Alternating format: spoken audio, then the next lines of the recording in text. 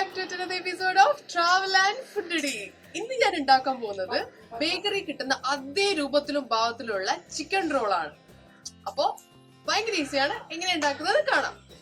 നമുക്കപ്പോ chicken റോളിന് വേണ്ടിയിട്ടുള്ള filling തയ്യാറാക്കാം. അതിന് വേണ്ടിയിട്ടുള്ള സാധനങ്ങളാണ് ഇതിപ്പോ ഞാൻ ഒരു വലിയ ഉള്ളി എടുത്തിട്ടുണ്ട്, ചെറിയ പീസാക്കിയിട്ട്, അതായത് ചോപ്പ് ചെയ്ത് വെച്ചതാണ്. പിന്നെ ഒരു ഗ്രീൻ ചില്ലി, അതും ചെറുതായി ചോപ്പ് ചെയ്തതാണ്. പിന്നെ ഗരം മസാല. പിന്നെ നമുക്കിതൊരു ഞാനൊരു 3-4 പീസസ് ചിക്കൻ എടുത്തിട്ടുണ്ട്. അത് മഞ്ഞളും ഉപ്പും മാത്രം ഇട്ട് വേവിച്ച് ഷ്രെഡ് ചെയ്ത് വെച്ച ചിക്കനാണ്. ഇനിയാണ് നമ്മളുടെ മസാല ഉണ്ടാക്കുന്നത്. അതിനായിട്ട് നമ്മൾ സൺഫ്ലവർ ഓയിൽ തന്നെയാണ് എടുത്തിരിക്കുന്നത്. ഇതിന് വെളിച്ചെണ്ണ ആരും യൂസ് ചെയ്യാൻ പാടില്ല. കുറച്ച് സൺഫ്ലവർ ഓയിൽ ഒഴിച്ചിട്ടുണ്ട്.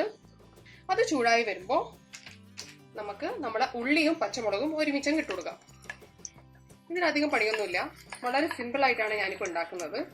വേണമെങ്കിൽ നിങ്ങൾക്ക് കറിവേപ്പിലയോ മല്ലിച്ചപ്പോ ഒക്കെ ഇട്ട് കൊടുക്കാം. പക്ഷേങ്കിൽ ഞാൻ അതൊന്നും ഇടാതെയാണ് ഇപ്പോൾ ഉണ്ടാക്കുന്നത്. ജസ്റ്റ് ഇത് മാത്രമാണ് ആഡ് ചെയ്യുന്നുള്ളൂ.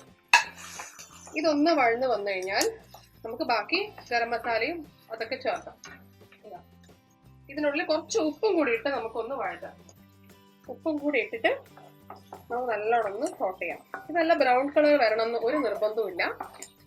ജസ്റ്റ് ഒന്ന് ട്രാൻസ്ലൂസൻ ആയാൽ മതി. ട്രാൻസ്ലൂസൻ എന്ന് പറഞ്ഞ് പേടിച്ചൊന്നും വേണ്ട. സംഭവം എന്ന് പറഞ്ഞാൽ ഒന്ന് നല്ലോണം ഉള്ളി വേവണം, അതാണ് ഈ ട്രാൻസ്ലൂസൻ.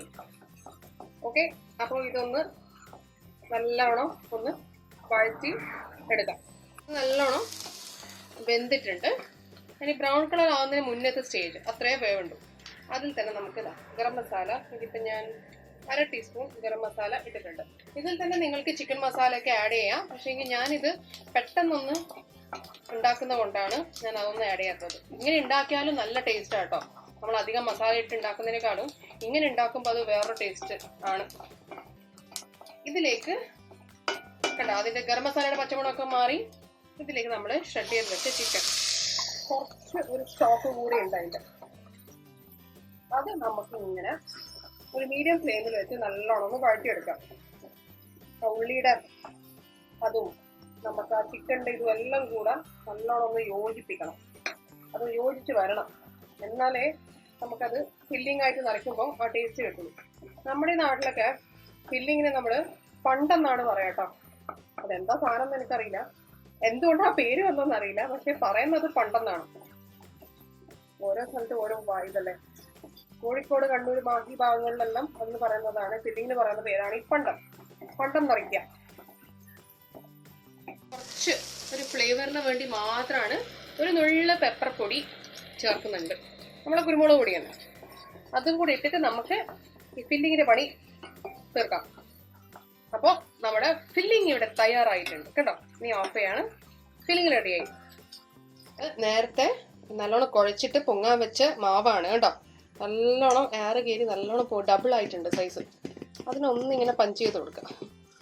എന്നിട്ട് നമുക്ക് ഓരോ ഉരുളകളായിട്ട് എടുക്കാം. എന്നിട്ട് നമുക്ക് ചിക്കൻ റോളിന്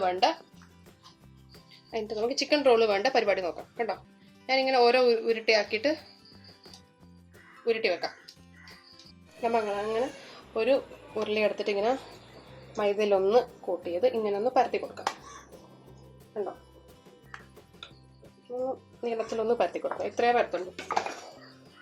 എന്നിട്ട് നമ്മൾ ഫില്ലിങ് ഇതിൻ്റെ നടുവിൽ ഇങ്ങനെ വെച്ചിട്ട് നമ്മൾ ഇതുണ്ടോ ഇവിടുന്നും അതേപോലെ ഇതെടുത്തിട്ട് ഇങ്ങനെ എന്നിട്ട് ഈ സൈഡ് ഒന്നിങ്ങനെ ഒട്ടിച്ചെടുത്താൽ മതി. എന്നിട്ട് ഈ 2 സൈഡിലും ഇത്ര നമുക്ക് ആവശ്യമില്ല, അത് ഒന്നിങ്ങനെ കട്ട് ചെയ്തെടുക്കാം. കൈ കൊണ്ട് തന്നെ ഒന്ന് കട്ട് ചെയ്തെടുത്താൽ മതി കേട്ടോ. എന്നിട്ട് ഇത് ആ ഒരു ഷേപ്പ് കിട്ടാൻ വേണ്ടി ഈ കൗണ്ടർ ടോപ്പിൽ തന്നെ നമുക്ക് ഇങ്ങനെ ആക്കി എടുക്കാം കേട്ടോ. ഈ ഒരു ഷേപ്പിൽ നമുക്ക് ബാക്കിയെല്ലാം ഉരുട്ടിയെടുക്കാം കേട്ടോ. നമ്മുടെ ചിക്കൻ റോൾ ഇതേപോലെ നമ്മൾ ഉരുട്ടി വെക്കണം.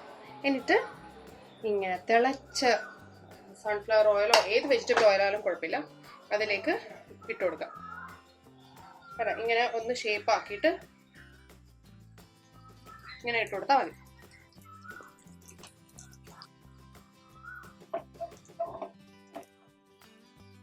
ഇങ്ങനെയാക്കി നമുക്കിത് പൊരിച്ചെടുക്കാം.